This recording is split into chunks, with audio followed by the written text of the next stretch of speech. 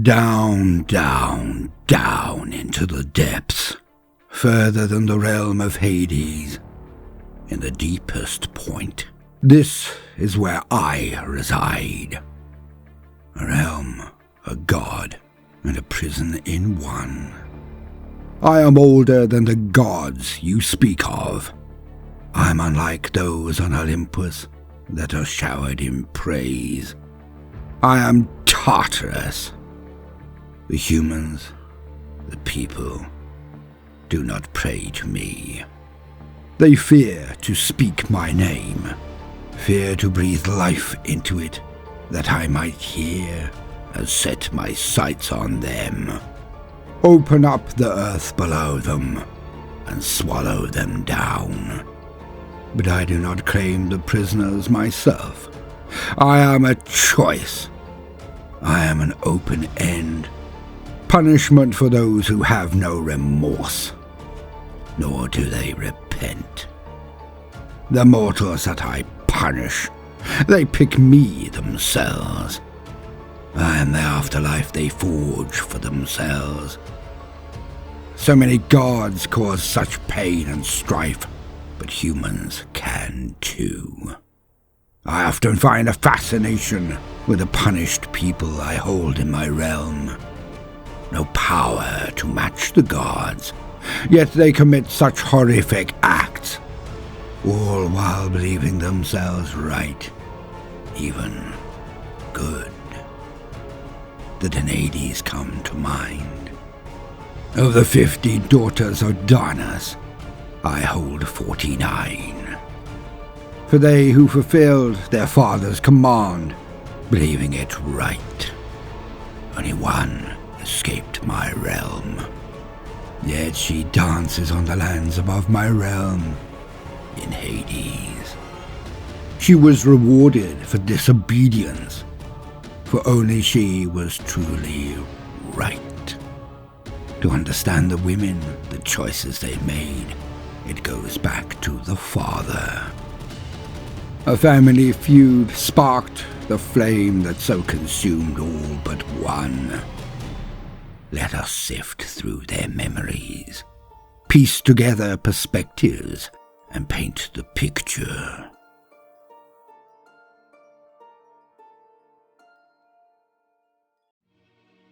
Through the grounds beneath their feet, I can see through them, into their minds, their thoughts, feelings, and memories.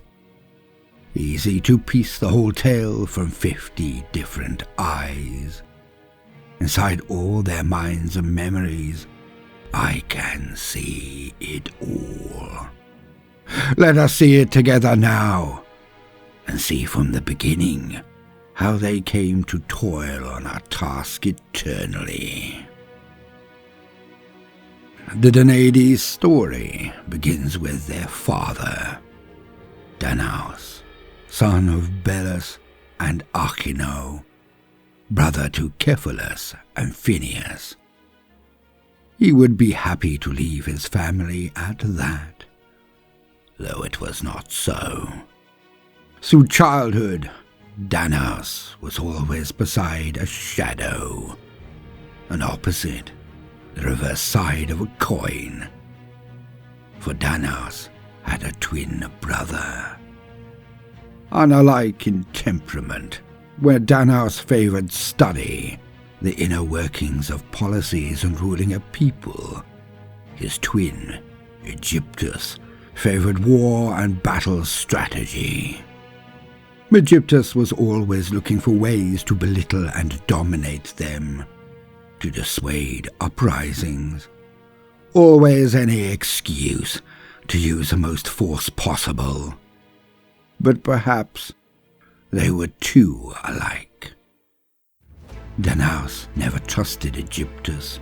Neither did Aegyptus trust Danaus. Their lives in the house of their father had been a series of lessons and actions that reinforced that view of each other. But as they grew, Danaus did not trust his brother the more. This is truly where the tale of the daughters begins, with two brothers, Their father's house was a tense and uneasy thing. In the lands of Egypt, a rocky peace was only held by Bellus's hands. Years of growth into manhood, the princes sowed their seed.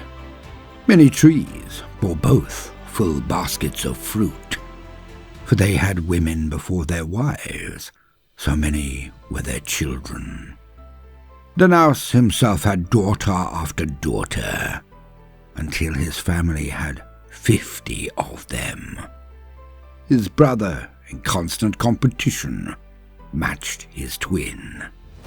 Egyptus came to have 50 sons of his own. Their father Belus descended from Zeus and Io, their mother Athena, a nymph and child of the river Nilus. Both blessed and thanked the divine-touched bloodline for the fecundity it brought. Their children and grandchildren had stronger health than most newborns and infants in those times. All lived, and none perished to sudden sickness or death. They were spared such hardship. Even through the joy of children and the shared experience of parenthood, the distrust between the brothers only grew with the years. For bright light does not erase a shadow, it only makes it deeper, sharper, and stronger. The death of their father, Belus, brought this deep shadow out from the edges of their lives. For Egyptus proposed that their many children were suited well. 50 sons for 50 daughters. Danaus felt his fears realized as he heard the proposal. All that his daughters had would go to their husbands. All they were would fade into them. The sons of Egyptus marrying his daughters, a way to unify the family, as his brother put it. But Danaus saw a version of the future where his name, his deeds, his lands, and his daughters and their lives that he held so dear, all falling into the darkness of time. Straight into the shadow cast by a large towering statue. It loomed over them, and as Danaus looked up, he saw the face of Egyptus, carved into the stone statue, sat on his father's old throne. Danaus was haunted by this nightmare. It plagued his nights and lingered through the days.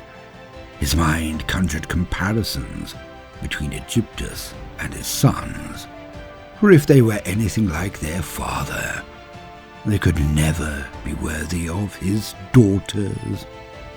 After weeks of sleepless nights, he was blessed by the visitation of a goddess.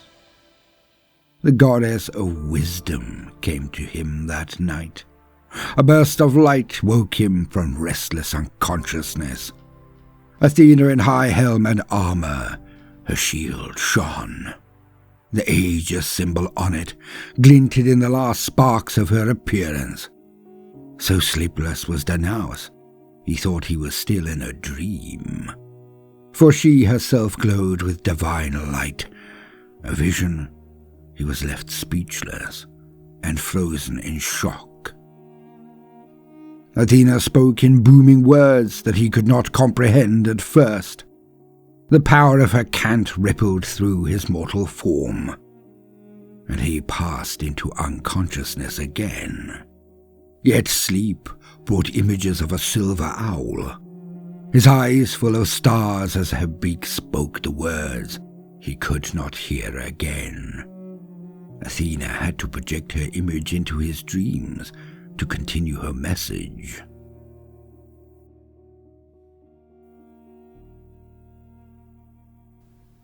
Danaus, son of Belus and Athena, your brother will take the throne of your father.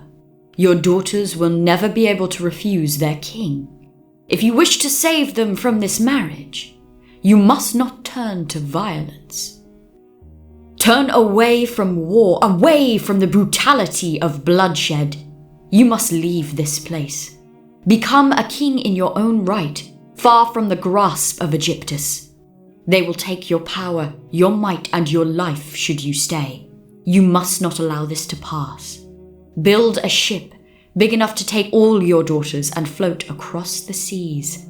There, you will find a land waiting for you, a kingdom to claim without the unnecessary violence.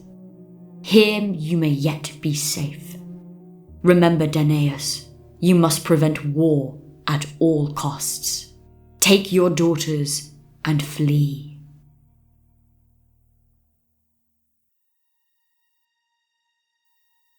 The enormous glowing owl screeched into the dreaming face of Danaus. He woke with a gasp, cold sweat coating his skin, his heart racing, his breath heaved, but his mind was still, calmed with a new purpose inside it. He quietly set about the task, meeting trusted carpenters and blacksmiths, paying them for silence as well as their craft. He took the task from the goddess and gathered shipwrights and navigators. Quietly, he ordered and spread the secret plan to escape the marriage pact. Egyptus spent his time preparing for his rule, gathering his men and soldiers, forging weapons and ordering decorations. So sure was Egyptus in his own rise. As his father waned, he prepared for the weddings he thought inevitable. When the old King Belus passed on, and the ceremonies for Egyptus began, Danaus and his daughters had set off in their ships. The night before, Danaus had loaded up the ship and had been blessed with a favorable wind. They sailed for miles before the kingdom even woke up.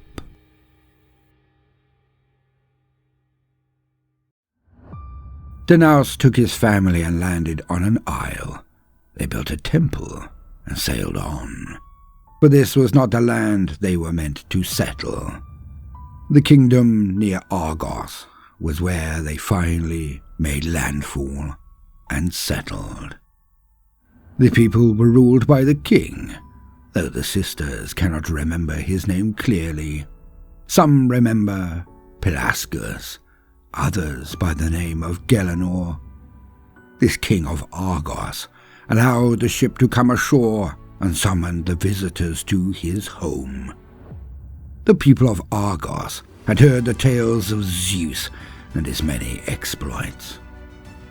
Danaus proclaimed his ancestors linked to the king of the gods. He told of the blood of Io and Zeus that ran through his veins, and the people welcomed them. And the family of Danaus followed the people to the king's home. The sun was descending on the horizon. Danaus declared that he would claim this throne and this land. He and the mighty wolf from distant lands swore to rule wisely, fairly, so long as they were willing. No blood need be spilt. The night skies were full of gasps, and the king decreed from the steps of his home. It was too late. They would face these debates or battles on the morrow, when the sun returns.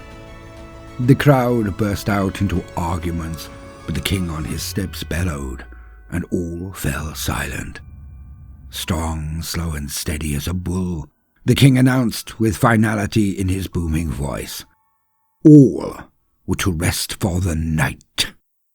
The morning light alone would be the time to settle all concerns. Danaus agreed, and all, be they traveller or citizen, departed without quarrel. All discussion would have been resumed if it weren't for the events of that night. Snarling and snapping led a farmer's son to jump from his bed. Broken wood, the sound of hoos and howls echoed. The boy ran from his home, flaming torch in hand. He called to his family. He woke all he could and hurried to the bloody scene. a giant wolf had broken into the fields of cattle. The old strong bull had tried to fight it, but it was torn to shreds, its guts strewn across the field as the wolf feasted. Its fur soaked in the bull's blood, and its claws were coated in sinew. Still deep in the flesh of the bull, when the dawn came, whispers throughout Argos began. The bull was a direct image of their king, and the symbol of the new contender, Danaus, was the wolf. His daughters had been sure to say so to the crowds. The people of Argos took it as a message from the gods, a warning and prophecy both. Gelenor or Pelagus, his own people turned against him. They called for the peaceful abdication of their own ruler. With the scene and the symbol so clear before them all, the old king relented. He stepped down, and Danaus rose to the throne. In the celebrations that followed, many animals were sacrificed, with personal dedications to the goddess Athena from Danaus himself. The new king of Argos had to deal with some issues in the region, namely a drought, but this is a tale for another time. The god of the sea has far more detail than the minds of these daughters. He solved the issue with his daughter and Poseidon's help, and continued to rule. Things were well for a time. Aegyptus, however, was relentless. Insulted by his brother's sudden disappearance and the rejection of his sons, he could not just let them go. Rumor of the success of Argos found its way to Aegyptus. He ordered his sons and the many ships at his command to seek this kingdom. One scout ship on the horizon soon became a small fleet. Aegyptus' sons and soldiers had found them. The messenger brought a loud proclamation. He told Argos of the great kingdom of Aegyptus, that they came in peace with proposals of marriage. The pact that Danaus and the Danaides had run from was not so easily escaped, with promises of trade and prosperity, all in the name of this new peace treaty. The people of Argos then rejoiced, calling for the wedding of these handsome, strange sons and the new princesses of the land. Danaus' new people saw no fault. They also knew of the power of this nation, displayed with the soldiers and princes, treasures that would surely be shared with them in the peace that would come. Danaus knew the truth and realized how his brother had outmatched him. With Argos in favor of the treaty, he could not refuse and face their ire. He had to seem reasonable. Even if he did face the anger of Argos to reject such a generous peace treaty, it would be everything Aegyptus needed. His paranoid thoughts brought him to the conclusion Aegyptus could declare war, bring more soldiers, and take his kingdom by force. Then the result would be the same, and there was no way out. Danaus could not stand it. He could not fathom the thought of it. Aegyptus' sons on the thrones of both his old home and his new one. All he did the whole night was think, scheme, and plot. Sleepless with delirium and years of resentment all formed together. His morality was ignored and thrown from his castle window and dashed upon the rocks. Thus, Danaus decreed to all of Argos, his daughters, Aegyptus' sons, and their soldiers, that the proposal had been accepted, that there would be a lavish feast and week-long festival. To prepare such a grand gathering would take time, and it would all take place in 6 moons. For this next part, The sisters' memories are more desperate, more individual. No piecing together of one man's life, but the many lives of 50 women. And my favourite perspective to take is that of Amymone. And from her mind shall we view the deeds themselves.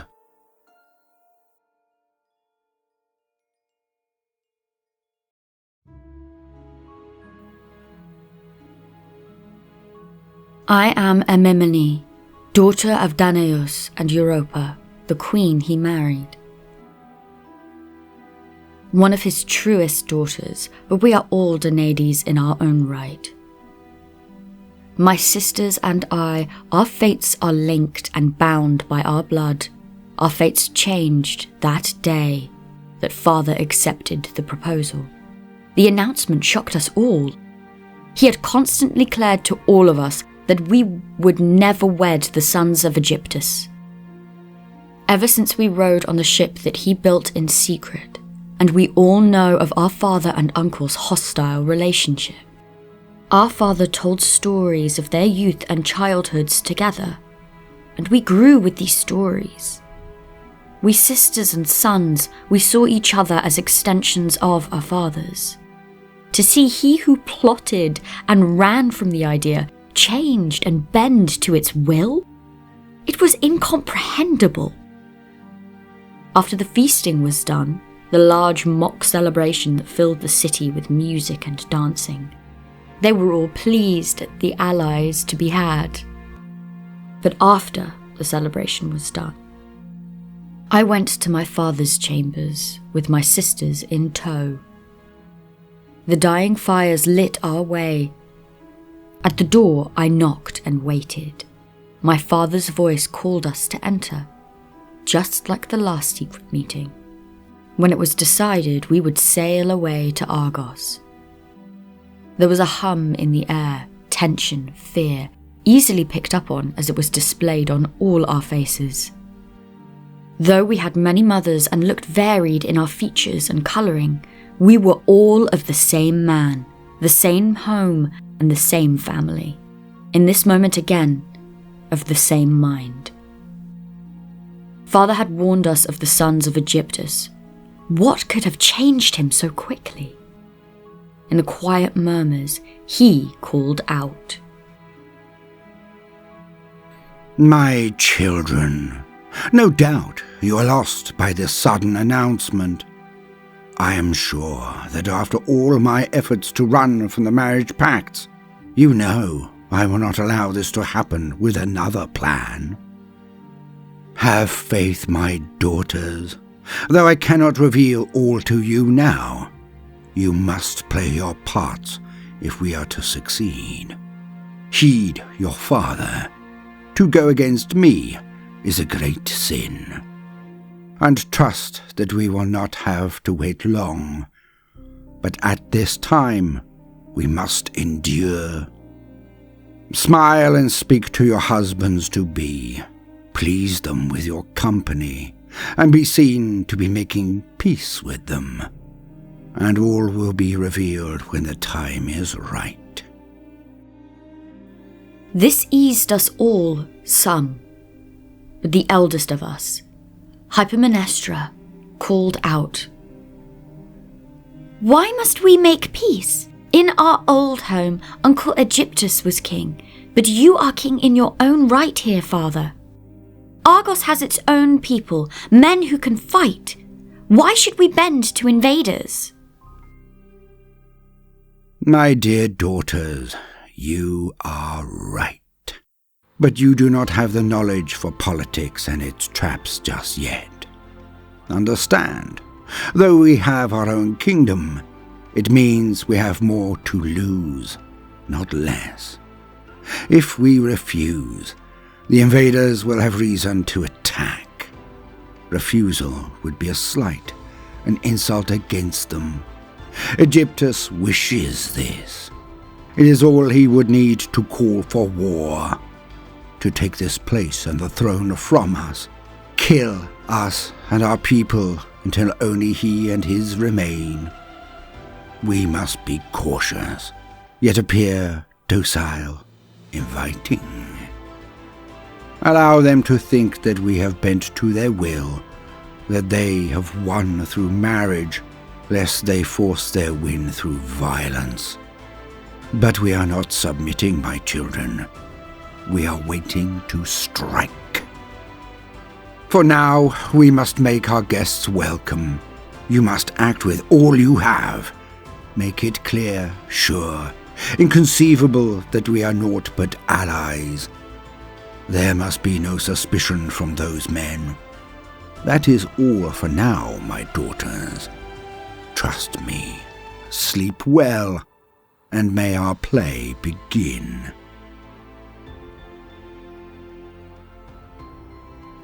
My sisters and I were reassured after that, and slept soundly, knowing that our father had not forsaken us, that he was working out a plot just as cunning as the last one. And so we did as we were told. Father had not led us astray yet. We were cordial and kind. Some of us danced as others sang. We would eat together in large feasts, listen to their stories, jokes, and laugh. As the polite greetings and awkward, stifled talk continued, it grew more comfortable. Though they did not seem as we had been told. They were not evil or devious. They were just men. They enjoyed sport and animals. They had quarrels and friendships. Some even had lovers that they had left behind, that they longed for. Between ceremonial preparations, prayers, and meals, we would talk of home and one another. But as we got to know them, they revealed more. Many were soldiers who had killed and took pleasure in it. The sisters that were assigned to them, I pitied. But at least Father promised it would not be much longer. Time rushed by, and soon the weddings were upon us, mere days away. Many of us, including myself, had gone to our father and begged to know the plan, over and over. For he had told us naught but that night. Yet any who asked would receive the same response. When the time is right, dear one, I shall give you your instructions. Though the more that know, the more likely we are to be caught. All is going to plan. A little patience, and we shall all be free.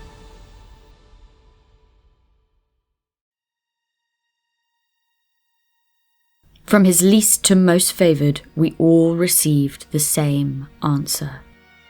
Our pretty smiles and blushing cheeks seemed to keep the sons of Egyptus distracted.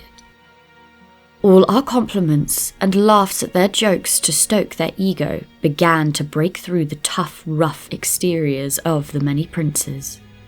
At night, we sisters would gossip and laugh, share their jokes and stories, mock their arrogance, their stupidity and their cruelty, their immaturity and entitlement always on display.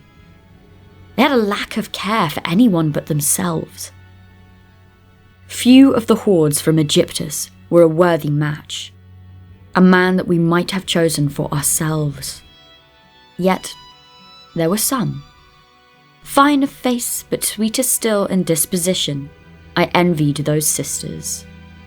Hypermenestra's match, Lynceus, was one I envied. She, as the eldest, had the suitor that seemed better than the rest. Yet none could compare to my old love. None of the boys before me, let alone any great mortal man. For my old love was divine. A god that saved me from a terrible fate and gave me one night of magnificent bliss. Only those that had flashes of him could entice me. All mortals fall short, for Poseidon had been my first love. Saved from a lusty satyr in the fields around Argos, to prove his love to me, he brought waters, a spring to the city. He ceased a long drought in a quarrel of gods for the night of love we shared, and it is not so easy to forget a god. I pestered father the most, desperate to learn when the charade would end. I felt I could not fawn after my betrothed prince, with the sea god still in my mind and heart. After months of waiting, the night before the wedding ceremonies were to commence, Father summoned us secretly in the dead of night. We took a candle from our rooms and snuck to the cellars. The castle was full of watchful eyes, visiting princes and soldiers that would whisper back to their masters. We gathered in the cold stone basements instead, surrounded by casks of wine. We huddled and waited for Father. He came, carrying a large chest behind his cloaked arms. It echoed as he placed it on the stone.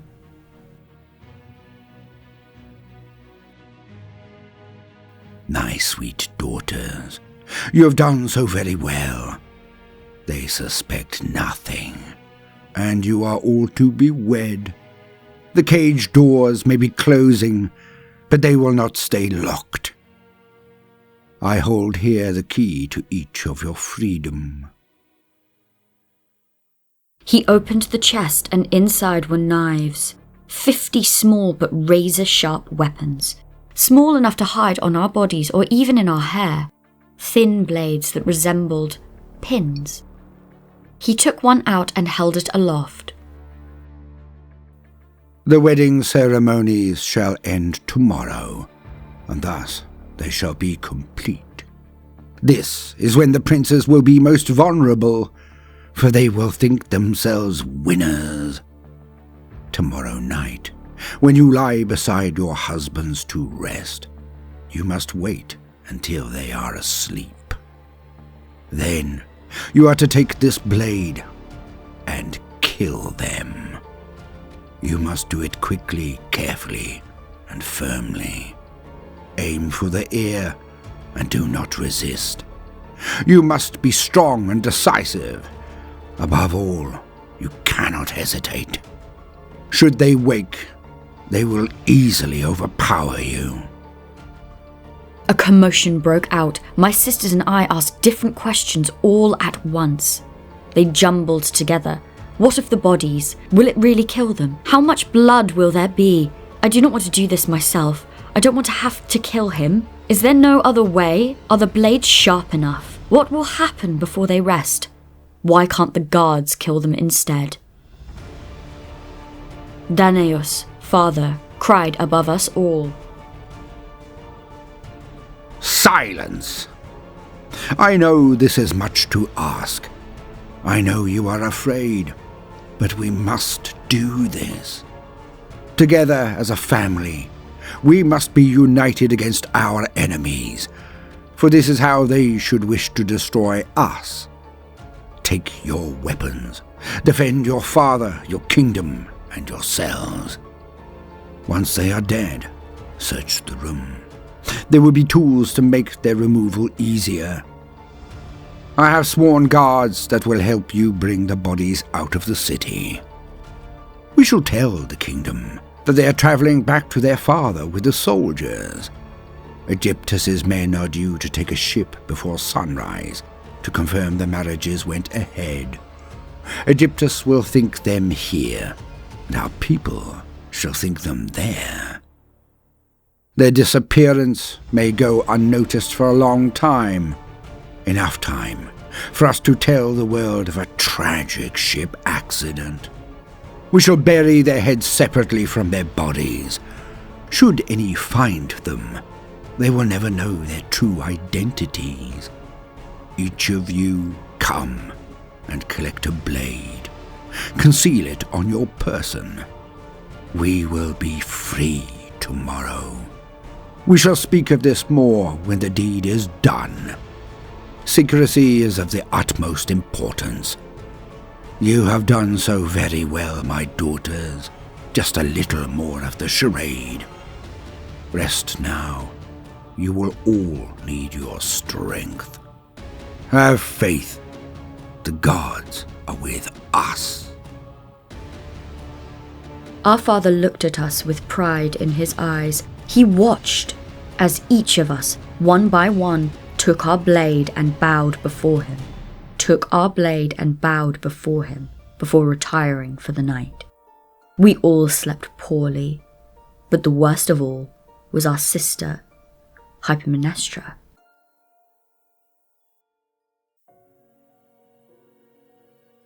The ceremonies, all the pomp and circumstance, was a blur before me, my mind only on my thumping heart and the task to come. As I stood in front of my betrothed, Enceladus, and we said the words, drank from the cup, I felt sweat form and drip down my back. My words remained calm and fluid throughout, thank the gods. But Enceladus saw how pale I was, took my hand and felt the sweat on my palms. He grinned, thought me afraid of the night to come, and relished in it. Enceladus was one of the worst. He squeezed my hand tight, so tight it almost hurt. I turned my face away and kept my gaze steady on the floor. The feast and festival went by in a rush of colours, foods and people, fires and voices. The night came faster than I thought. Of all my sisters, I was at least prepared with some knowledge and experience of what was to come. The acts and duties on a wedding night, the conclusion of the ceremony, the seal of the flesh that comes after the spiritual connection. But words said in falsehood, surely the gods know, helped my father form his plan. It would be no sin. The bull and the wolf prove it. The gods are on his side. If the gods decree it, then no crime is committed. But my suitor, in the short time I have known him, I have seen him plain. He revels in cruelty, violence, but yet he is just a man, mean, entitled, and simply unkind. I dreaded our moment alone.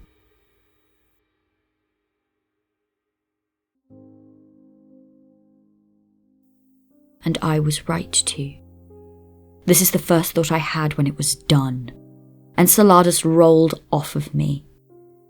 His skin slick with sweat, he panted and sighed with satisfaction. I did as I had been. I just lay there still, waiting. His rest, sweet unconsciousness came quickly. I let the tears fall from my eyes. Hot and wet, it clouded my vision, but I made no sound. I counted the time between breaths, waited until his sleep was deep. Took the slender knife from out of my hair. Some pieces fell from the style as I sat up. I stared at him. He looked so small, so young. But the bruises on my hips, the flesh of my throat ached from where his hand had held me down. That pain, the sharp reminder, spurred me on. I took the warmed metal in both hands and aimed it to dangle right above his ear. He shifted suddenly, a loud snore erupted. Then he settled back. I took one deep breath of my own and plunged the dagger down. It burst through his eardrum with a pop. Blood ran down his ear and neck. It felt hot and thick. His snores became choked sounds. His eyes snapped open. A hand went flying up to his head. I leapt back, a grin on my face. He flailed about, hand searching, reaching. When he found the dagger, he tried to yank it out. The fool was bleeding like a river then. And he fell back to the pillow. A few more choking sounds, almost drowning, and his breathing just tapered out, and finally stopped. Quiet at last. I took a few deep breaths of my own. My tears fell faster, not for his sake, for my own. I took the dagger he had been reaching for and pulled. It released from his head. More blood oozed out with it. I swallowed and tried to calm myself, and set to work. I took the large cleaver from the bedside I knew this would be dirty work. Father told each of us we would have the tools we need in the room. I swallowed and tried to calm myself, took the knife in both hands and brought it down hard, cutting into his neck, trying to take it clean off his body. It took time to hack through the flesh of his neck, carve down the bone until it could come off. I ended up twisting his head at the end and pulling. Father sent his most trusted men to help carry the corpses. We all met in the dead of night. Rugs, baskets, amphora, all filled with the pieces of our husbands. Out from the city, in the fields, we buried them.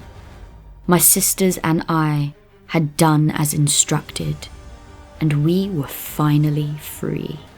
No more could hurt us. But we were all stained with blood, our hands and arms. Some of my sisters still wore their wedding dress, torn and bloodied. Even with the water from the spring of Lerna nearby, we could not wash away the blots. But I rested well that night. On fresh sheets that covered the bed, I felt my future was bright. Until the morning, when Hypermnestra came down the stairs. She was late. All of us had already gathered in the halls. As she walked to her place, we all saw that her dress was unstained and pure. We realized then that none of us had seen her since the ceremony. At the pit in the dead of night, she was not there. Her husband, Lynceus, was absent from the burial. His body was not among the piles with his brothers in the desert. Hypermnestra sat at her place at the table, and our questioning began. It took time, but she broke and confessed eventually. She told us that she could not do it. She had woken him, confessed to him that his life was in danger, and encouraged him to escape. She smuggled him out when we were busy with our dirty work. He had already escaped the city. Lynceus would be on his way to his father by now. It all fell apart quickly after that. We did not account for a traitor in our plot. Our own sister to stab us in the back. Hypermnestra, the eldest of us, she had fallen for her husband. Love had given her pause. She had gotten to know him, seen him as separate, just a man. And he had wooed her. For of all 50 of Egyptus's boys, only Lynceus had listened to her. She asked to remain a virgin on their wedding night. She begged and he obliged. They just slept. This gave her a reason to spare him. And in her selfishness, she condemned us all. If it weren't for her, perhaps our plot would have succeeded. All of Argos found the bodies and heads of our husbands buried out there. All of us were put on trial. All but Hypermnestra and Danaus. Father ruled his kingdom. He did not admit to his involvement, lest the people turn against him and hand back the throne to their old king. He betrayed us all. And when he died, Lynceus and Hypermnestra inherited his throne anyway. This brings me comfort at least. Father's wish was thoroughly crushed. But we daughters, we sisters, were sent to Tartarus. Tried and executed for following our father, but the people, the gods, all decreed us wicked. Now we are trapped from a prison in life to a prison in death. After those final moments of mortal pain, when we were shuffled off the stage,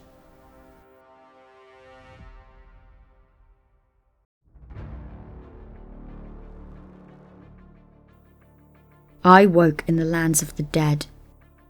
I found my sisters and we were tried together.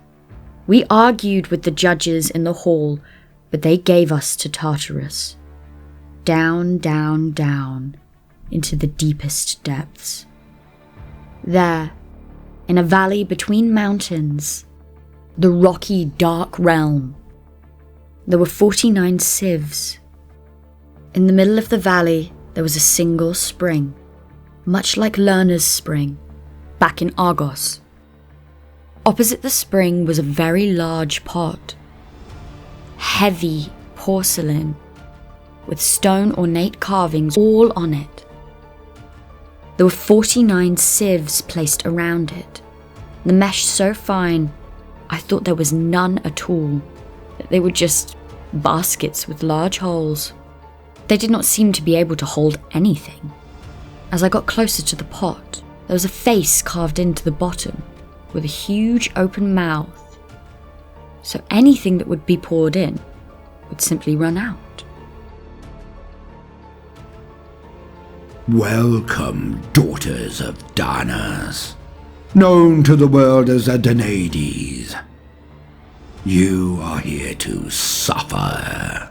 For each life you snuffed out with your own hands, for each life, you are to fill the pot before you to the very brim with water. You cannot stop.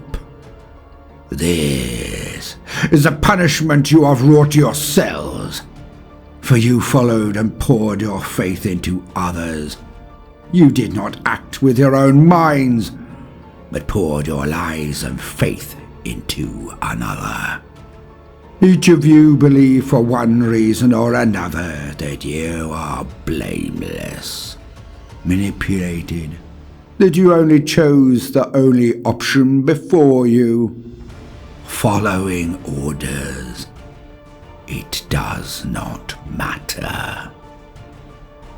You have minds, you have morals, you have hands, you have choices. You have chosen. You each are to blame. You each took up the weapon and took a life. Your hands are stained. You killed not just any, but kin. For the sons of Egyptus were family, your own blood, and even under the protection of guest rights. Guests welcomed into your home, killed under the sacred false act of marriage, no less. When you have filled this pot 49 times, think of the choices you made in life. If you had disobeyed your father, perhaps you would not be here. It matters not. You are at fault. You are to blame, and so you will be punished for it. With that, we were left alone. The sieves, though we made no move to pick them up, floated and flew to our hands. I tried to drop mine, throw it away, but it remained stuck to my hand. My sisters and I were then pushed, some invisible force that moved our legs, as if we were puppets on string. My muscles pulled and forced me to move, collect water from the spring with the sieve. All the water began to run out as soon as it left the spring, as I raised it from the waters, and my legs forced me to march to the pot. A single drop was left by the time I had gotten to it, and as I dropped it in, it joined the few others my sisters had collected, and dripped straight out the mouth of the ornate face at the bottom. Its expression was as hard as stone, and its features reminded me of my father. And onward we marched, single file in a large circle, from spring to pot and pot to spring and back again. As I am now, marching, endless. We never rest, we never break. Here my muscles still ache and burn. I feel the exhaustion, the cold, the hunger. Yet we go on. deprived of sleep, food, sunlight, and any thought but fill the pot. This is how we all will be, and are, eternally. Up the valley on the mountain, there is a man that pushes a boulder. Every day, he chooses whether to push or not. We have no such luxury. He traps himself, yet we toil over nothing, over and over and over. And further down the valley, a man stands in a shallow lake. A tree with bright, juicy fruit hang above his head. I wish to taste it.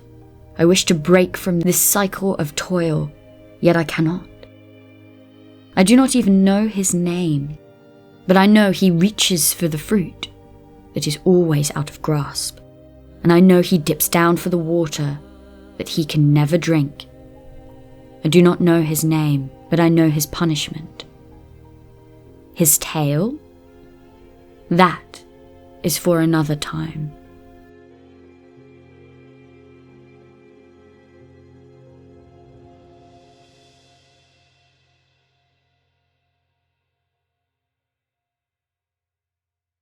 Living Mythology videos are brought to you by Baldermort and Lightbringer. If you enjoyed this video, then please consider liking and subscribing, or even sharing it as an offering to the great gods of the algorithm. If you wish to support the channel, then we have a Patreon link in the pinned comment, or do consider giving a one-off super thanks if we have indeed earned your bounty. Until next time, fare thee well and dream amazing dreams.